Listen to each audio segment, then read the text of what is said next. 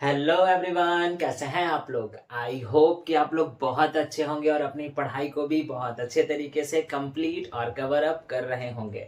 जैसा कि आप लोगों को पता है कि अभी हम लोग हमारे क्लास 11th के बिजनेस स्टडीज सब्जेक्ट को पढ़ रहे हैं और बिजनेस स्टडीज सब्जेक्ट में अभी हम लोग हमारे बिजनेस स्टडीज के लास्ट वाले चैप्टर यानी कि इंटरनेशनल ट्रेड वाले चैप्टर को पढ़ रहे हैं। और ये वाला पर्टिकुलर वीडियो इसी चैप्टर का पार्ट नंबर 5 होने वाला है। तो आइए बिना वक्त गवाए बिना देरी किए आज के इस क्लास को, आज के इस वीडियो को शुरू करते हैं और हम लोग पढ़ते हैं हमारे आज वाले टॉपिक को।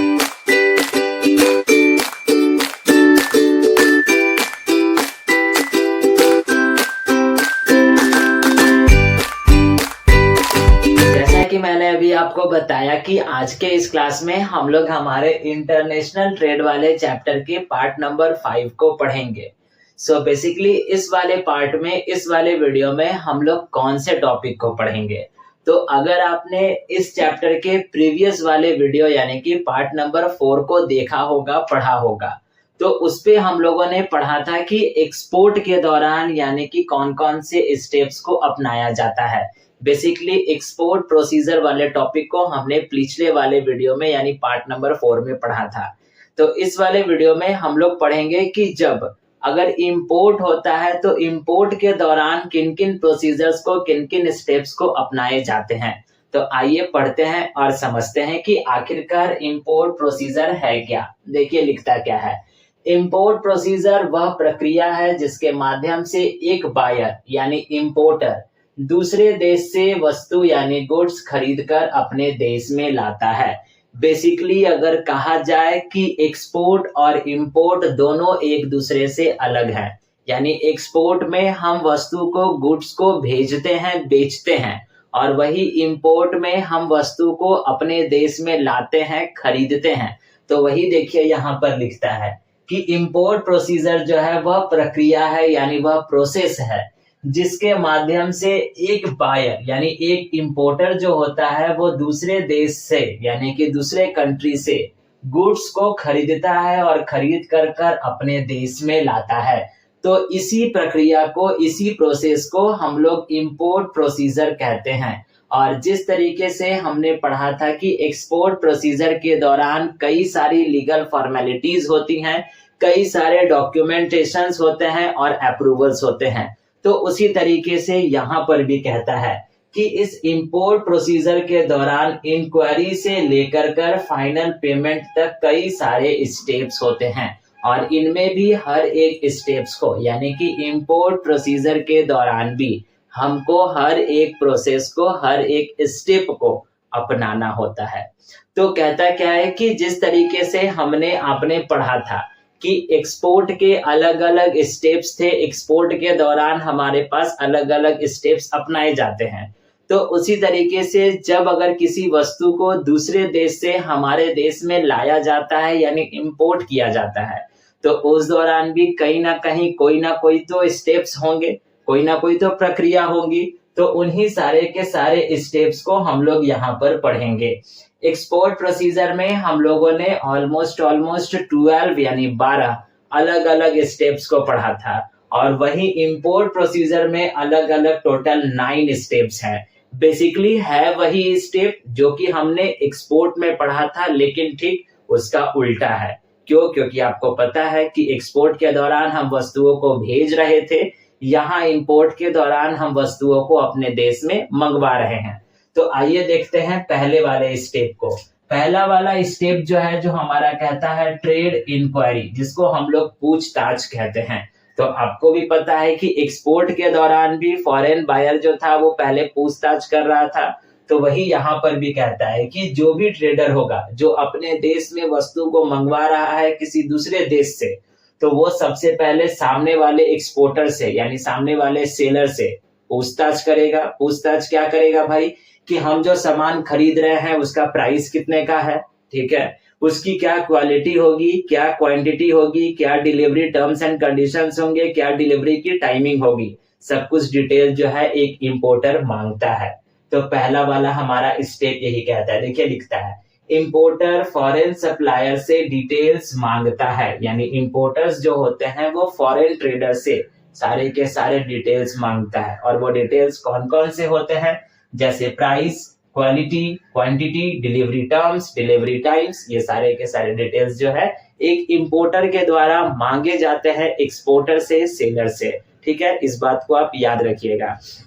अब नेक्स्ट दूसरा वाला स्टेप जो है, जो हमारा कहता है receipt of quotation. Receipt of quotation का मतलब क्या हो गया, आइए देखते हैं कि जब जो भी ये डिटेल्स जो है जब एक्सपोर्टर से मांगे जाते हैं तो एक्सपोर्टर जो होता है एक कोटेशन भेजता है।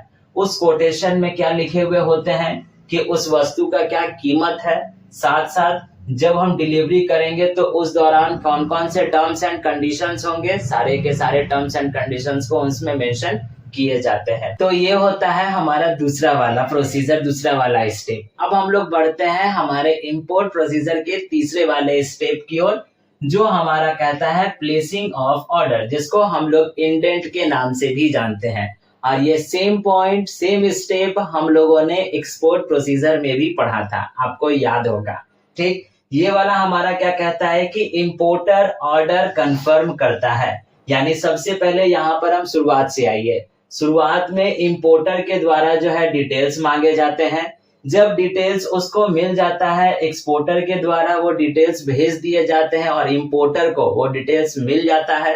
तो उसके बाद सारे के सारे डिटेल्स को पढ़ने के बाद यहाँ पर इंपोर्टर जो है तीसरे वाले स्टेप में अपना ऑर्डर कंफर्म करता है, जिसको हम लोग इंडेंट भी कहते हैं। ठीक, उसके बाद जब ऑर्डर कंफर्म हो गया तो फिर इंपोर्टर का काम होता है कि एक डॉक्यूमेंट को अरेंज करता है, जिसको हम लोग लेटर ऑफ क्रेडिट कहते हैं। अब लेटर ऑफ क्रेडिट कहते किसको है, आप भली भांति जानते हो, मैंने आपको एक्सपोर्ट प्रोसीजर में ये लेटर ऑफ क्रेडिट के बारे में बताया है। ठीक, तो वही यहाँ पर कहता है कि चौथा वाला स्टेप है जहां पर इंपोर्टर जो होता है वो बैंक के माध्यम से इस लेटर ऑफ क्रेडिट को ओपन करवाता है, जो कि एक डॉक्यूमेंट है जिससे एक्सपोर्टर को विश्वास दिलाया जाता है कि आपका पैसा जो है वो कहीं पर नहीं डूबेगा, आपका पैसा सेफ तरीके से जमा कर दिया गया है। ठीक, जब यहाँ पर हमारे पास लेटर ऑफ क्रेडिट बनकर कर तैयार हो गया तो लेटर ऑफ क्रेडिट का एक कॉपी एक्सपोर्टर के पास पहुंच जाता है, ताकि एक्सपोर्टर जो है वो सुनिश्चित हो जाए कि हाँ भाई, जब हम अपने सामान को भेजेंगे दूसरे देश में तो उसके बदले में हमको हमारा पैसा मिल जाएगा। ठीक, उसके बाद हमारा पांचवा वाला स्टेप जो है, जो हमारा कहता है शिपमेंट ऑफ गुड्स। इसका मतलब क्या हो गया कि एक्सपोर्टर जो होते हैं वो गुड्स को भेज देते हैं। अब गुड्स जब भेजा जाएगा तो वो कौन से माध्यम से, किस माध्यम से भेजा जाएगा, तो या तो शिप से भेजा जाएगा या तो एयरक्राफ्ट से भेजा जाएगा। यहाँ पर एयरक्राफ्ट आप कर लीजिएगा, यानी किसी भी एक गुड्स को दो अलग अलग मीडियम्स के सहारे हम भेज सकते हैं, या तो शिप के सहारे या तो एयरक्राफ्ट के सहारे। ठीक, जब एक गुड्स को भेज दिया गया तो उसके बाद फिर कौन सा स्टेप होगा, तो उसके बाद जो स्टेप होता है वो ये होता है जहां पर अब एक्सपोर्टर से वस्तु यानी कि डॉक्यूमेंट की डिमांड की जाती है। यानी एक एक्सपोर्टर जो होता है वो कुछ डॉक्यूमेंट्स को इंपोर्टर को देता है। अब वो कौन कौन से डॉक्यूमेंट्स होते हैं, तो यहाँ पर डॉक्यूमेंट्स के नाम लिखे हुए हैं और इन सारे के सारे डॉक्यूमेंट्स को हम लोगों ने ऑलरेडी एक्सपोर्ट प्रोसीजर में पढ़ लिया है। देखिए लिखता क्या है, एक्सपोर्टर डॉक्यूमेंट्स भेजता है इंपोर्टर के बैंक को। यानी एक्सपोर्टर जो होता है जब एक वस्तु को शिप में या एयरक्राफ्ट में जब लोड करवा देता है तो लोड करवाने तक में जितना भी डॉक्यूमेंट बनकर कर तैयार होता है, सारे के सारे डॉक्यूमेंट को एक्सपोर्टर जो है वो इंपोर्टर को भेज देता है, ताकि जहां पर भी सामान इंपोर्टर का उतरे, यानी कि जिस भी पोर्ट पर इंपोर्टर का सामान उतरे, वो इंपोर्टर जो है वो उस सामान को अपने अंडर में, अपने कस्टडी में कर सके उन डॉक्यूमेंट्स के सहारे। और जो डॉक्यूमेंट्स जो होते हैं वो यही होते हैं, बिल ऑफ लीडिंग, दूसरा होता है इनवॉइस, तीसरा होता है इंश्योरेंस पॉलिसी और चौथा होता है हमारे पास पैकेजिंग लिस्ट। ये चारों डॉक्यूमेंट कौन कौन से हैं हम लोगों ने ऑलरेडी प्रीवियस वाले वीडियो में पढ़ा है। अगर आपने अभी तक उस वीडियो को नहीं देखा है तो उस वीडियो का लिंक आपको नीचे डिस्क्रिप्शन बॉक्स में मिल जाएगा, जहां से आप एक्सपोर्ट प्रोसीजर वाले वीडियो को देख सकते हो।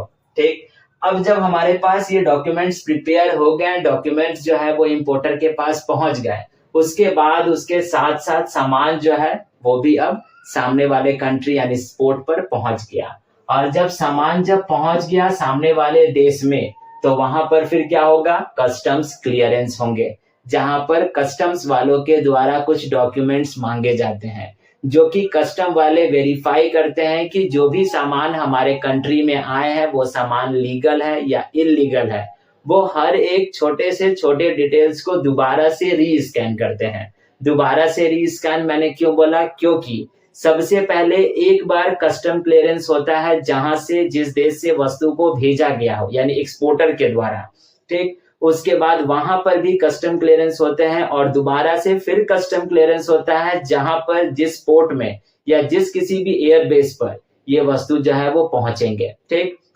वही देखिए यहाँ पर लिखता है इंपोर्टर कस्टम ड्यूटी पे करता है, तो वही यहाँ पर कहता है कि इंपोर्टर जो है जब सामान उसके देश में उसके कंट्री में पहुंच जाता है तो कस्टम क्लियरेंस के दौरान इंपोर्टर जो होते हैं वो कस्टम ड्यूटी को पे करते हैं और साथ साथ जितने रिक्वायर्ड डॉक्यूमेंट्स होते हैं वो सारे के सारे डॉक्यूमेंट को सबमिट करते हैं, जमा करते हैं। तब जाकर कर कस्टम वालों के द्वारा उस सामान को क्लियरेंस दिया जाता है, क्लियरेंस मिलता है। और जब क्लियरेंस मिल गया तो वो इंपोर्टर जो है वो अपने सामान की डिलीवरी लेता है। कहाँ से डिलीवरी लेता है, या तो पोर्ट से या तो वेयर हाउस से, यानी जिस किसी भी पोर्ट में वो सामान पहुंचा होगा, उतरा होगा, तो वहां के वेयर हाउस में उस सामान को रखा गया होगा। और जैसे ही उस सामान का सारा कस्टम्स क्लियरेंस हो गया तो इंपोर्टर्स जो है उस सामान की डिलीवरी ले सकता है, ठीक। अब जब डिलीवरी उस इंपोर्टर को मिल गई तो फिर इंपोर्टर क्या करेगा, पेमेंट करेगा एक्सपोर्टर को। अब एक्सपोर्टर को पेमेंट कैसे करेगा, एलसी के माध्यम से, जो हमने पहले पढ़ा था लेटर ऑफ क्रेडिट, जो कि इंपोर्टर के द्वारा बैंक वालों के माध्यम से बनाया गया था, ठीक। तो एक्सपोर्टर को पैसा मिलता है इंपोर्टर के द्वारा, यानी कि इंपोर्टर बैंक के थ्रू पेमेंट करता है, यानी इंपोर्टर जो होते हैं वो एक्सपोर्टर को पेमेंट करता है, पैसा देता है, किसके थ्रू, बैंक के थ्रू। और वो डॉक्यूमेंट हमारा कौन सा होता है, या तो हमारा एलसी हो गया यानी लेटर ऑफ क्रेडिट हो गया, या फिर कोई और मोड ऑफ पेमेंट हो सकता है, ठीक। तो यही होते हैं हमारे पास सारे के सारे steps during import. I hope कि आपको इंपोर्ट प्रोसीजर या फिर इंपोर्ट के दौरान अपनाई जाने वाली सारी की सारी स्टेप्स आपको अच्छे तरीके से समझ में आ गई होंगी, ठीक है। तो अभी आप क्या कीजिए, वीडियो को यहाँ पर पॉज कर लीजिए और इसका स्क्रीनशॉट लेकर कर अपने पास रख लीजिए और मेक श्योर कि आप इसको अपने कॉपी में बहुत अच्छे तरीके से राइट डाउन कीजिएगा, ठीक है।